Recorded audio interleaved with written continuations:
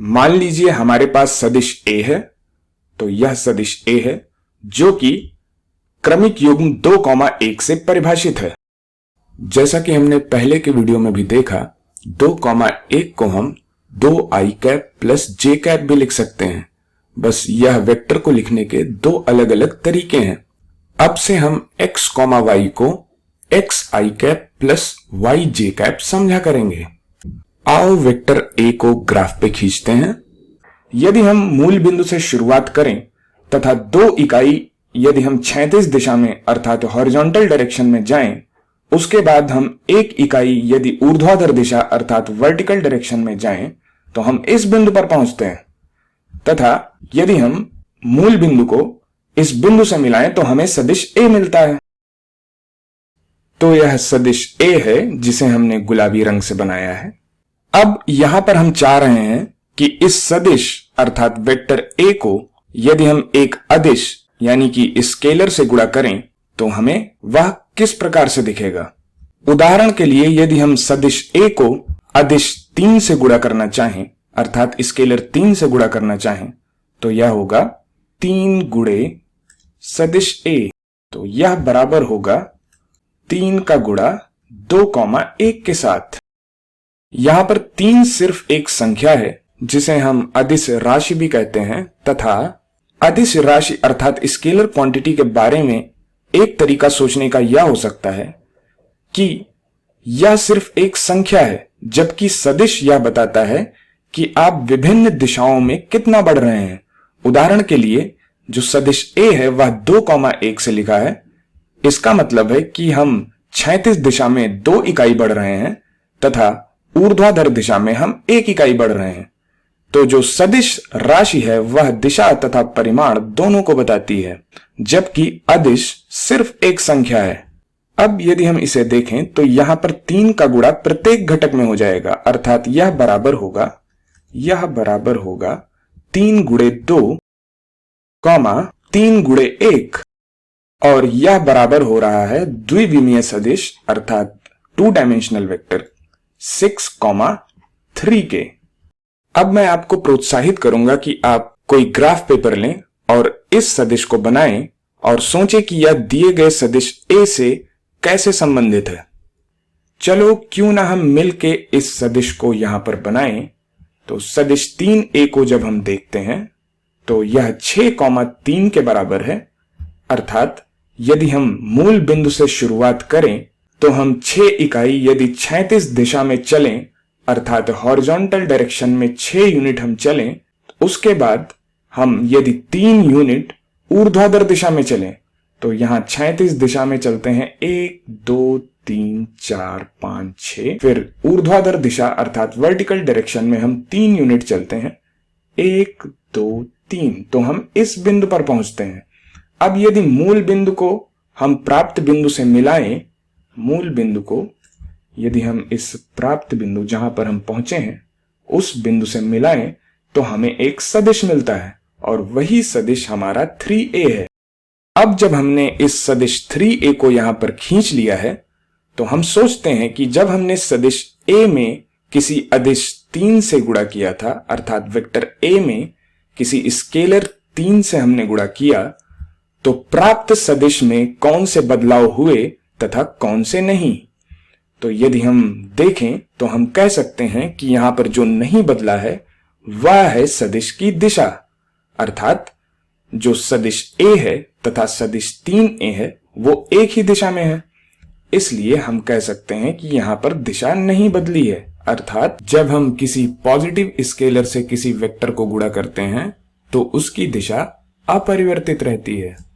तो यहां पर हम लिख सकते हैं कि जो सदिश 6,3 है जो कि 3 गुणे सदिश a के बराबर है, इसकी दिशा समान है सदिश a के। तो यह समान दिशा का सदिश है अर्थात ये दोनों सेम डायरेक्शन में है। परंतु स्केलर 3 का वेक्टर a में गुणा प्राप्त सदिश के मैग्नीट्यूड अर्थात परिमाण को बदल देता है। तो यहां पे जो हमें परिमाण मिला है वह दिए गए सदिश की तुलना में 3 गुना है, यानी कि वह दिए गए सदिश से 3 गुना लंबा है। अतः हम कह सकते हैं कि जब हमने अदिश 3 से सदिश को गुणा किया, अर्थात स्केलर 3 से वेक्टर को जब गुणा किया, तो सदिश का परिमाण 3 गुना हो गया, अर्थात लंबाई 3 गुना हो गई, जबकि दिशा वही रही। तो जब हमने इसे, ये स्केलर है, तो स्केलर 3 से गुणा करने पर जो सदिश है वह स्केल्ड अप हो जा रहा है, अर्थात उसकी लंबाई बढ़ जा रही है, परंतु दिशा वही रह रही है। चलो क्यों ना अब हम सदिश A में किसी ऋणात्मक संख्या अर्थात नेगेटिव नंबर से गुणा करें। उदाहरण के लिए यदि हम सदिश A में -1 का गुणा करें, सदिश A में -1 का गुणा करें, हमने अदिश अर्थात स्केलर -1 से गुणा किया। चूंकि हमने ऊपर देखा कि अदिश अर्थात स्केलर का गुणा सदिश के प्रत्येक घटक में अर्थात हर एक कंपोनेंट्स में हो जाता है, इसलिए -1 गुणे वेक्टर A यह बराबर होगा -2, -1 के।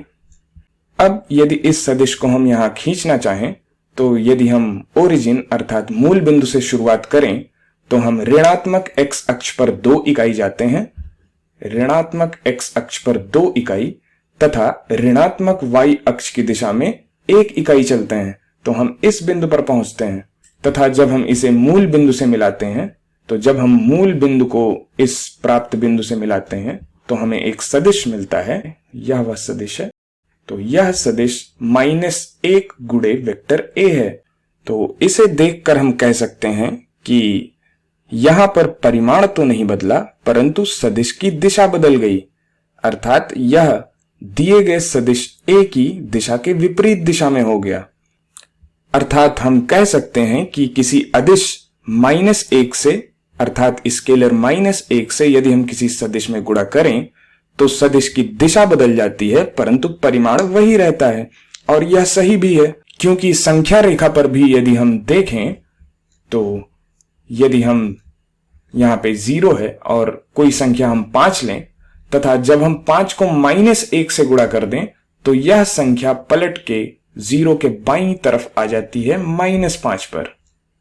तो यहां पर हम देख सकते हैं कि संख्या 5 में जब हम -1 का गुणा कर रहे हैं, तो उसकी दिशा असल में बदल जा रही है, परंतु 0 से उस संख्या की दूरी समान है, अर्थात 0 से 5 की दूरी और 0 से -5 की दूरी समान है, परंतु दिशा बदल गई है, क्योंकि 5 जो है वह 0 के दाहिनी तरफ है तथा -5 0 के बाईं तरफ है।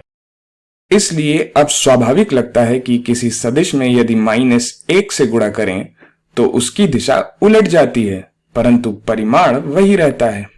अब क्या होगा यदि हम दिए गए सदिश को -2 से गुणा करें, अर्थात -2 से सदिश A को गुणा करें, तो यह बराबर होगा -2 गुणे 2,1।